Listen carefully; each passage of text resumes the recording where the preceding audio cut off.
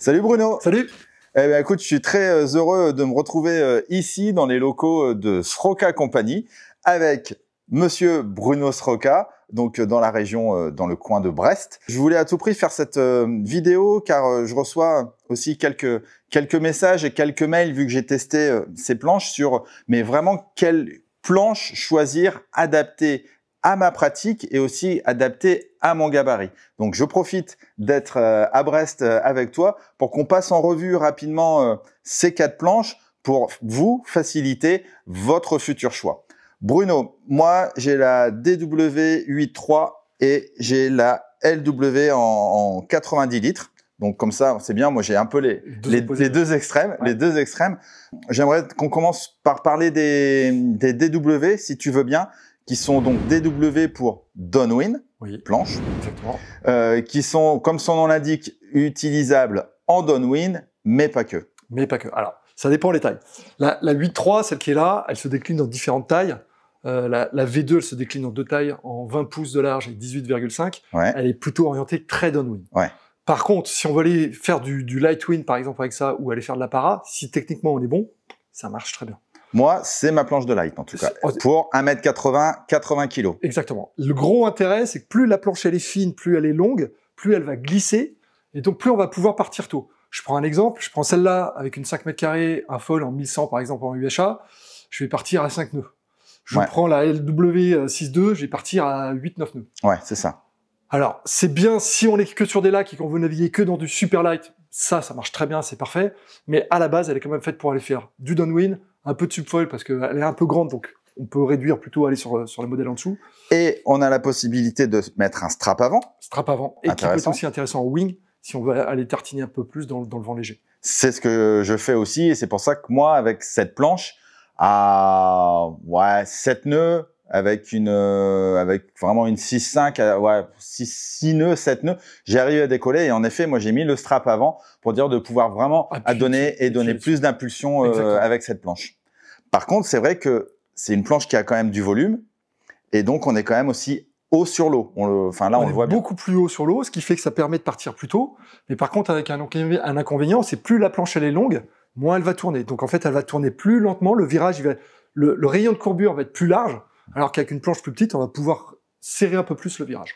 Par contre, je vous précise quand même, c'est que même si la planche est longue, vu l'emplacement de ton boîtier, en navigation, attention, on n'a pas l'impression d'avoir un paquebot non plus. Exactement. C'est important aussi de le comprendre, parce que moi au début j'avais vraiment la sensation d'être comme en planche à voile. C'était un truc de dingue, vraiment en termes de vitesse et autres. Ça accélère vite. Et ça accélère vite. On a une planche qui est très pointue, mais en même temps on n'a pas, c'est pas du longboard. On n'a pas énormément de distance devant soi. On n'a pas l'impression d'être sur une planche qui est longue parce que la longueur elle se trouve aussi à l'arrière de la planche. Exactement, les boîtiers sont très avancés, ce qui fait qu'en fait, on a l'impression, si on compare par exemple avec une 6.2, on a la même longueur de nez devant la planche. Oui, exactement. Mais par contre, on a augmenté l'arrière pour augmenter la glisse et pour pouvoir partir beaucoup plus tôt à la rame. Ouais, donc ça, je trouvais que c'était important de le préciser. Après, il y a un point aussi qu'il faut garder en tête, c'est que une planche, même si elle est étroite, ce qui donne la stabilité de la planche, c'est le plat de carène. Ouais. Plus le plat de carène il va être important,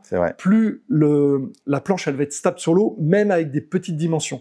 Il y en a qui mettent des bavelles, donc nous les bavelles sont assez réduites, il y en a qui mettent des bavelles ici, donc forcément le plat de carène, s'il est de là à là, forcément il y a beaucoup moins de stabilité, pourtant on a la même largeur de planche. Donc quand vous choisissez une planche, regardez votre plat de carène, ça va apporter de la glisse, et ça va apporter de la stabilité, surtout à basse vitesse. Moi, je le précise aussi, en tant qu'utilisateur, et pas que des planches de Bruno, plus vous avez une planche qui est plate, avec le moins de bevel, de cut-out et autres, plus votre planche, au take-off, elle ira vite. Alors, parfois, c'est bien d'avoir ça dépend aussi si vous avez une toute petite planche et que vous voulez vraiment donner des gros kicks. Et là, c'est intéressant d'avoir un kick vraiment un tail coupé à l'arrière. Ouais. Mais plus vous avez du plat, normalement, plus vous avez de la vitesse. Même si vous avez une surface de frottement qui est quand même plus importante. Mais comme l'a dit Bruno, on gagne aussi en stabilité et c'est important, moi je trouve, au take-off. Et surtout, dans des conditions où il y a un peu de vent, forcément le plan d'eau est clapoteux. C'est ça, exactement. Et donc ce plat de carène va redonner de la stabilité et de la facilité pour les utilisateurs. Voilà, ça on en reparlera un petit peu plus tôt. Moi, c'est c'est un avantage et un inconvénient que j'ai sur la petite justement. Donc ça, c'était la 8-3. Tu as quand même fait une 7-2 par rapport à ça. Exactement. Donc on l'a fait dans le même esprit. Dans le même esprit. Mais par contre, l'intérêt, c'était de faire un vrai 4-4 de un peu tous les sports. C'est-à-dire qu'on peut aller faire du downwind avec, on peut aller faire du subfoil avec, on peut aller faire de la parawing avec, on peut aller faire du light ou même naviguer dans 25 nœuds avec sans aucun problème. Ok. Et donc l'intérêt, c'est qu'on a quand même gardé de la longueur par rapport aux autres gammes. On reste relativement étroit là. C'est la plus large, elle fait 22 de large et on a la même en moins large, donc ça permet d'accélérer plus. Et toujours de la même manière, on a un plat de carène et le boîtier il est quand même relativement avancé, ce qui permet de partir très tôt. Et pour ceux qui veulent vraiment une planche pour multi-support, ça, c'est une bonne option. Tu peux remontrer le boîtier aussi, Bruno, s'il te plaît. Tu as des grands boîtiers sur ces planches, parce qu'il y a aussi 2 tailles de boîtiers. Alors, je dis pas de bêtises, hein. Oui. Tu peux m'arrêter si je dis des bêtises. On a mis des grands boîtiers. Pourquoi? Parce qu'en fonction des marques, la position du mât par rapport à l'ailette avant est différente. Ça dépendra aussi du fuselage de chaque foil. Et si l'ailette avant est très avancée, donc le mât est très au milieu en fait du foil, il faudra reculer un peu plus les boîtiers parce que forcément le centre de poussée. En fait, ce qu'il faut comprendre, c'est que le centre de poussée, notre centre de gravité qui est là entre les jambes, il est à peu près ici. Il faut qu'il soit, s'il est à peu près ici, il faut qu'il soit à peu près au niveau de l'ailette. Ouais. Si le mât, le fuselage, pardon, il est très avancé, si on avance énormément, il va être ici le centre de stabilité. Donc en fait, il faut reculer les boîtiers. Et donc pour le downwind, l'ajustement est vraiment beaucoup plus précis qu'une navigation standard. Et donc c'est pour ça qu'on a mis des grands boîtiers pour s'adapter aux besoins de toutes les planches, de tous les foils, pardon. Ok. J'aimerais en fait passer de la DW directement, si tu veux bien, à la LW. Ouais. Ok. Ouais. Donc là, on switch. Hein, effet de style. Moi, Bruno, j'ai cette planche-là que j'utilise quand c'est un petit peu moins light et que j'utilise aussi jusqu'à 20-25 nœuds. La LW, c'est vraiment pour moi, même quand le vent est léger, pareil, je le redis, je fais 80 kg. La planche, c'est une 90 litres. Elle est vraiment top. Par contre, c'est vrai, attention, quand il y a beaucoup de clapots, en termes de stabilité, je me rends compte que il faut vraiment que je descende un petit peu au vent pour dire d'avoir un peu plus de stabilité. On peut pas tout avoir. On peut pas vouloir une planche fine qui aille vite et en même temps de la largeur. Même si ça sera l'étape d'après. Donc, pour toi, la LW par rapport à la DW, on est déjà sur des tailles plus petites. Un shape avec justement un tail un peu plus technique. Tu nous expliques ça? Oui, carrément. Alors, l'idée de cette planche-là, c'est vraiment de la rendre spécifiquement, pour le wing. Ouais. Donc, faire du downwind avec, la taille est beaucoup trop petite. Ouais. Si on a un petit gabarit type, un petit jeune de 14 ans, oui, ça va le faire, mais pour des adultes, ça le fera pas. Donc, elle est vraiment typée light wind, planche à wing.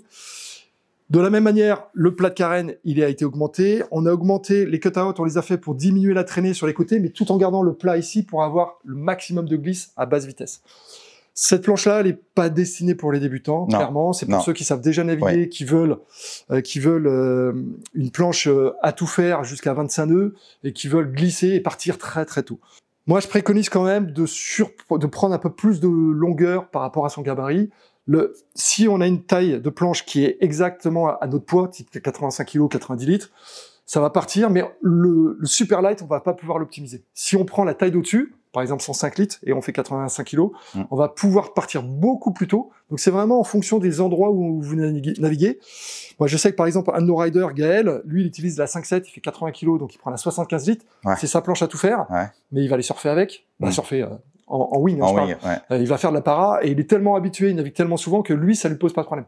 Pour ceux qui n'ont pas l'habitude, prenez une taille un peu au-dessus, ce sera beaucoup plus facile. Ouais. Je le redis toujours, le confort, c'est important. C'est bien de vouloir toujours avoir des planches plus légères et plus maniables, mais il faut vraiment trouver sa limite. Et par expérience, c'est toujours bien de pas vouloir trop, sauf si vraiment vous avez un très bon niveau. Mais si, comme moi, vous avez un niveau intermédiaire, moi, c'est ce que j'explique toujours à tout le monde, c'est que moi, j'ai pas été champion de kite comme toi, de planche à voile. Moi, je viens du monde du surf. Donc, j'estime avoir je sais très bien naviguer, mais j'estime avoir un niveau intermédiaire. Et donc, je sais que en descendant à 90 litres, je suis vraiment descendu au plus bas de ce que j'aimerais vraiment faire et prendre. Parce que aussi, 90% du temps, je navigue en lac. Et que en lac, on a du vent très irrégulier et que j'ai besoin de flotter. De flotter pour pouvoir partir tôt. Exactement. Et donc, la petite dernière, la PW, donc DW Downwind, LW Lightwind, et donc PW pour Parawing, qui est aussi, entre autres, qui est le nouveau sport qui est en train d'émerger. Et c'est vrai qu'on s'est rendu compte, enfin toi comme moi, en essayant la Parawing, que par exemple avec la LW ça le fait, mais que la Parawing demande quand même au départ un peu plus, d'avoir une planche avec un peu plus de stabilité, Bruno. C'est ça. En fait, le gros problème de la Parawing, c'est qu'en wing, quand on pompe, on a quelque chose qui est rigide dans les mains. En Parawing, c'est quelque chose qui va être mou, qui va se déformer en permanence. Et donc, si on est dans des conditions avec du vent et la Parawing dans 5 nœuds de vent, c'est pas intéressant et c'est quasiment innavigable. Donc, il faut au minimum du 12-15 nœuds de vent. Et ben, en fait, un peu de largeur de planche va redonner de la stabilité et va faciliter l'apprentissage. Et en fait, on s'est rendu compte quand on faisait les tests un peu partout et en particulier sur Moisson, qu'il y avait des personnes qui avaient un niveau débutant en wing, débutant on va dire, qui savaient tirer des bords et qui trouvaient que la gamme Lightwing était pas assez large, pas assez stable pour débuter. Et c'est pour ça qu'on a sorti la Para aussi en parallèle pour les personnes qui ont un niveau moyen mais qui veulent une planche qui soit plus longue avec un moins de largeur pour glisser plus. Et ben cette planche-là permet de le faire. Et c'est aussi une planche hybride, un peu moins technique que la DW. Mais on peut aller faire du subfoil. Alors, ça partira moins tôt que la 7.2 parce qu'il y a moins de longueur. Donc, il faudra des vagues un peu plus puissantes derrière. Mais on peut aller faire du subfoil, de la para et du wingfoil en même temps. Alors, par rapport aux autres qui ont des ponts plats, celle-ci, elle est un peu... T'as un creux quand même? On a creusé le pont pour plein de raisons, pour diminuer le centre de gravité, la hauteur pour être au plus près du mât. Exactement, plus bas sur l'eau, donc plus stable.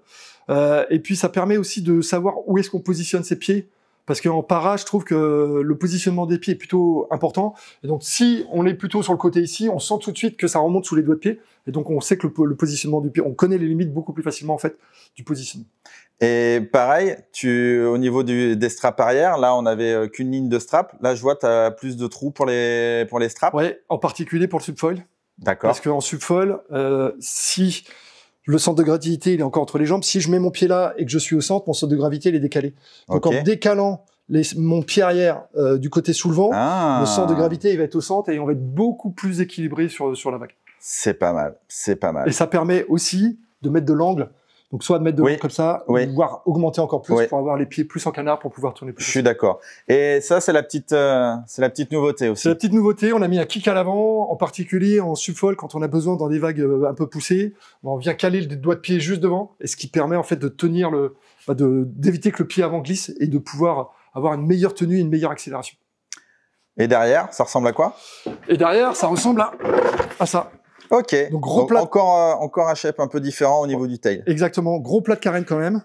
De fait alors on a mis un peu plus de bavel. Pourquoi? Parce que dans les vagues, quand on va aller carver, on a plus de chances d'aller toucher, donc ça va rebondir beaucoup plus facilement.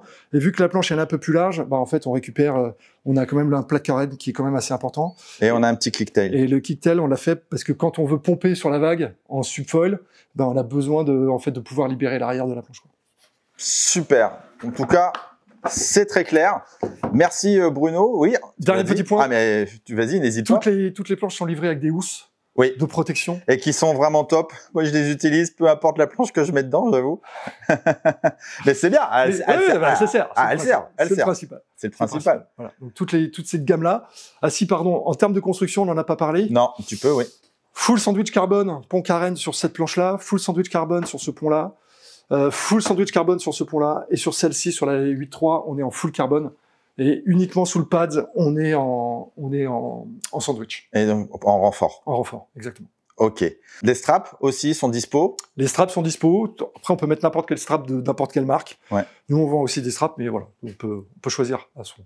T'as pas des straps réglables, je crois, si? Non, moi, ils sont pas réglables. Ah, Bruno, je veux des straps réglables pour la prochaine fois. Ouais. On prend des straps qui sont pas réglables parce que, alors, on peut jouer sur les dimensions avec les trous, les différents trous, mais par contre, on perd en poids et on voulait gagner en légèreté et en souplesse de strap. Donc on n'a pas de réglage dessus. Pas de problème. Bon, de toute façon, moi, je suis toujours été comme hiver, j'ai toujours des chaussons, donc j'ai pas besoin. Mais c'est vrai que sinon, si vous naviguez sans chaussons et avec chaussons, bah, vous avez, comme il y a quand même pas mal de trous, vous pouvez les resserrer ou pas.